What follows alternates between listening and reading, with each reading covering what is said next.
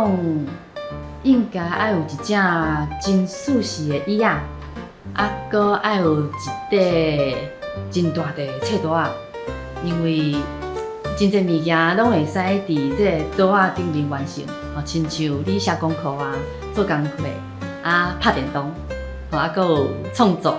过来，伫外口细的厝对我来讲，敢是一个家？我感觉应该是因为迄上无是一个会当掠风遮雨，会当互我休喘的所在。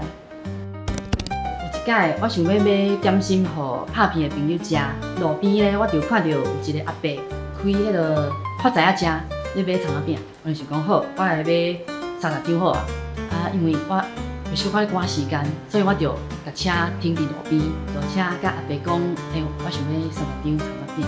我有小可咧赶时间，伊就问我讲，你要遮等哦？我想讲对，伊有明白我的意思，对，我伫遮等就好。阿伯就点头，开始做。时间一分一秒过去我开始感觉有小可奇怪，我的葱仔饼是安那袂好。结果我发现，我迄个30张的葱仔饼其实炸就好阿伯即摆是一张一张咧帮我加蛋，会咧帮我加卵。伊头拄问我的问题是：你有想要加卵无？毋是问我人是要加蛋无？